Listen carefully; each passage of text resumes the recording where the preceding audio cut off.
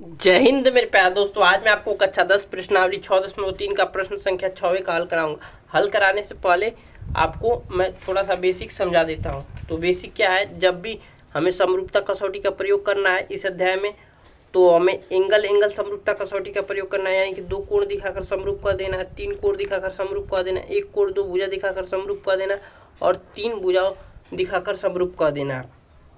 अगर हमें समरूप दिया है तो कोण ए बराबर हो जाएगा कोण पी, कोण बी बराबर हो जाएगा कोण क्यू और कोण सी बराबर हो जाएगा कोण आर।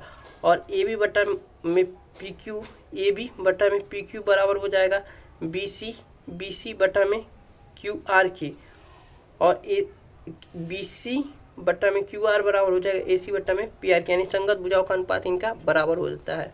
ठीक है, और ये सीक्वेंस में लिखना बहुत जरूरी होता है इस अध्याय में, नहीं तो गलत हो जाता है। और जब भी हमें सर्वांग सम दिया होगा तो सभी कोण और भुजा बराबर हो जाएंगे। ए बी बराबर हो जाएगा पी क्यू और बी सी बराबर हो जाएगा क्यू आर और ए सी बराबर हो जाएगा पी आर।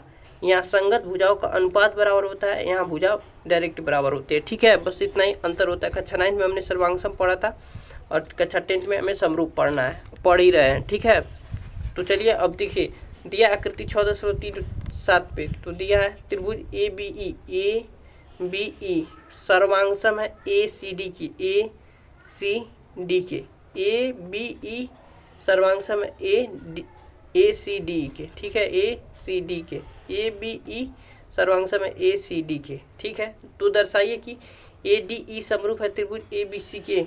तो हाँ, दिखा देते हैं। सबसे पहले लिख देंगे, दिया है त्रिभुज ए बी ई सर्वांग सम है त्रिभुज ए सी डी के, ऐसा दिया है। तो जब सर्वांग सम है तो इनके भुजा बराबर हो जाएंगे, ए बी बराबर हो जाएगा ए सी और बी ई बराबर हो जाएगा सी डी और ए ई बराबर हो जाएगा ए डी। ठीक है, हमने लिख दिया।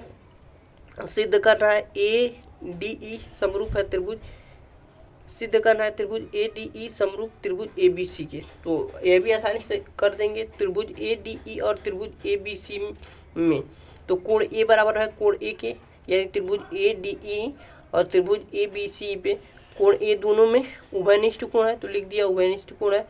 और ए बी बट्टा में ए डी, ए बी यहाँ से देखिए ए बी बट्टा में ए डी बराबर है ए सी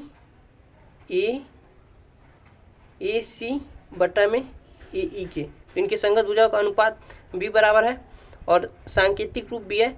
और ये कहाँ से लिखे हमने, दिया है, देखिए ए बी बराबर है ए सी के और ए डी बराबर है ए ई के। तो मुझे ऐसा समझ में आ गया, तो लिख देंगे एस ए एस समरूपता कसौटी से त्रिभुज ए डी ई समरूप है त्रिभुज ए बी सी के, इति सिद्धम। तो दोस्तों ऐसा मैंने क्यों, पहले से अभी बना रहा था वीडियो तो कट गया, तो सोचा ऐसे ही पढ़ा देते हैं। आपको समझ में आया ना, एक बार और समझा देते। दिया था सर्वांग सम तो हमने बराबर कर लिया, कक्षा 9 पे हमने पढ़ा था। और सही कोण, तो कोण की जरूरत नहीं थी तो कोण बराबर नहीं किया। सिद्ध करना था ए डी ई समरूप ए बी सी, तो हमने लिखा त्रिभुज ए डी ई और त्रिभुज ए बी सी में तो कोण ए बराबर कोण ए है, क्योंकि ए डी ई में भी कोण ए है और ए बी सी में भी कोण ए है, तो इसे लिख दिया उभयनिष्ठ कोण।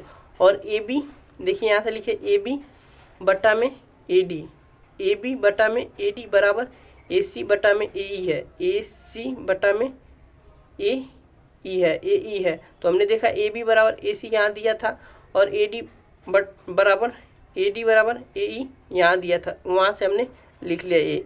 तो देखा दो भुजा और एक कोण बराबर हो गया, तो हमने एस ए एस समरूपता कसौटी से कह दिया त्रिभुज ए डी ई समरूप है त्रिभुज ए बी सी के, इति सिद्धम लिख दिया। तो मिलते हैं, मुझे आशा है कि आपको समझ में आ गया होगा। मिलते हैं अगली वीडियो में प्रश्न संख्या 7वें के हल के साथ।